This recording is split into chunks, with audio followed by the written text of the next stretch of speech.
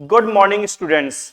आज हम लोग स्टार्ट करने वाले हैं एक चैप्टर का नाम है accounting for investment and stock market transaction. हाँ, देखिए ये जो चैप्टर है ये लेसन नंबर 4 है और बीकॉम थर्ड ईयर में एडवांस अकाउंटिंग की बुक में कवर होता है। ये चैप्टर अपने आप में इंपॉर्टेंट चैप्टर है। तो सबसे पहले हम लोग डिस्कस करने वाले हैं व्हाट इज इन्वेस्टमेंट, यानी इन्वेस्टमेंट क्या होता है। तो बहुत ही सिंपल सा कॉन्सेप्ट है।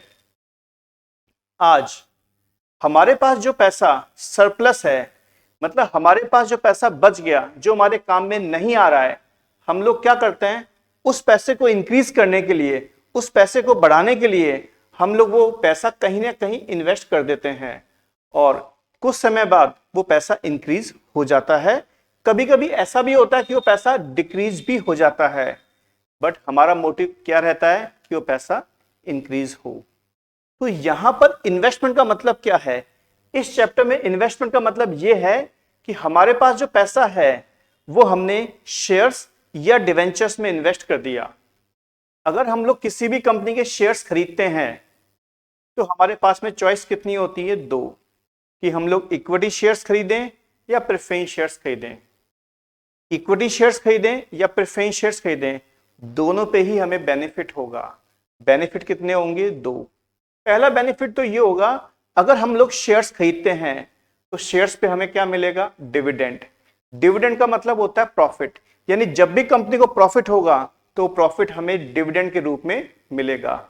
दूसरा, आज मान लीजिए आपने शेयर्स खरीदे 100 रुपीज के हिसाब से और उनकी वैल्यू बाद में कितनी हो गई? 120, तो 20 रुपए का हमें पर शेयर गेन भी होगा।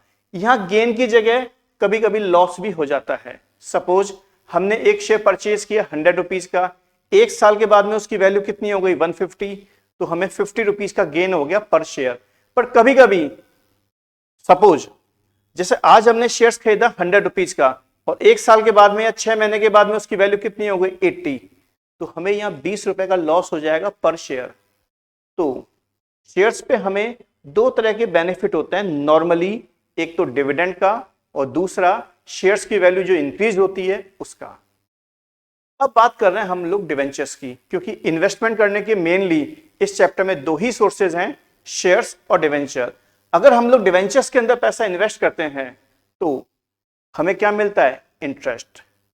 इंटरेस्ट फिक्स है, मतलब कंपनी को भले प्रॉफिट हो या कंपनी को लॉस हो, हमें तो इंटरेस्ट मिलेगा ही मिलेगा। जबकि शेयर्स पे क्या होता है, अगर कंपनी को प्रॉफिट होगा तो ही हमें क्या मिलता है? डिविडेंड, और कंपनी को अगर प्रॉफिट नहीं होगा तो हमें डिविडेंड नहीं मिलेगा। तो डिवेंचर्स पे एक तो क्या मिलता है हमें? Fix interest. दूसरा, आज हमने डिवेंचर्स परचेज किए, मान लेते हैं 100 रुपीज के हिसाब से, और एक साल के बाद में उसकी वैल्यू कितनी हो गई? 150, तो 50 रुपीज का हमें गेन हो गया पर डिवेंचर। प्रॉफिट की जगह लॉस भी हो सकता है। वही सपोज हमने डिवेंचर परचेज किया आज 100 रुपए का, एक साल बाद या 2 साल के बाद में उसकी वैल्यू कितनी हो गई? 70, तो 30 रुपए पर डिवेंचर का हमें क्या हो जाएगा? लॉस।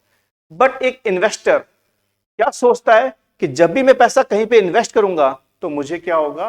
प्रॉफिट ही होगा। तो इस चैप्टर का कॉन्सेप्ट क्या है? हमारे पास जो सरप्लस पैसा है वो हमने क्या किया? किसी कंपनी के शेयर्स या डिवेंचर्स में इन्वेस्ट कर दिया है। अब यहां हमें अकाउंटिंग सीखनी है। क्या सीखनी है? अकाउंटिंग सीखनी है। तो क्लास 12th में और बीकॉम फर्स्ट ईयर में आपने दो चैप्टर डिस्कस किए थे, पढ़े थे। कौन कौन से? इश्यू ऑफ शेयर्स और issue of debenture. Issue of shares और इश्यू ऑफ डिवेंचर्स में जो हमने अकाउंटिंग पढ़ी थी वो पढ़ी थी in the books of company, मतलब हम लोगों ने कंपनी की बुक्स में अकाउंटिंग पढ़ी थी। आपको याद होगा application, allotment, first call, second call, forfeiture, reissue, ये सारे के सारे जो कॉन्सेप्ट हमने डिस्कस किए थे डिवेंचर्स में और शेयर्स में, वो हमने किए थे कंपनी के अप्रोच से। बट इस चैप्टर में जो हमें अप्रोच अप्लाई करनी है वो इन्वेस्टर के हिसाब से अप्रोच अप्लाई करनी है।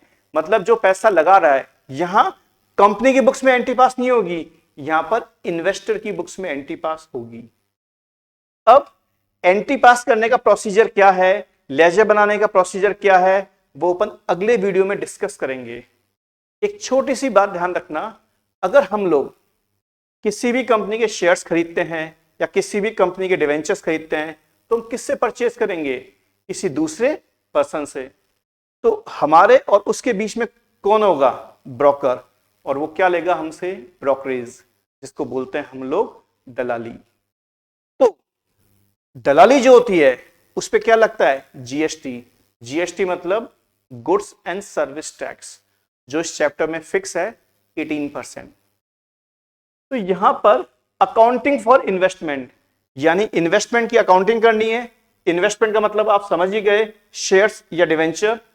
हाँ, and stock market transaction, stock market के जो ट्रांजैक्शन है उसकी भी हम लोग अकाउंटिंग करने का प्रोसेस सीखेंगे। तो आज का जो वीडियो है, आज का जो लेक्चर है, उसके अंदर हमने क्या जाना कि इन्वेस्टमेंट कौन कौन से होते हैं और किस तरीके से इन्वेस्टमेंट कर सकते हैं, और अगले वीडियो में हम इसकी अकाउंटिंग का जो प्रोसेस है वो डिस्कस करेंगे।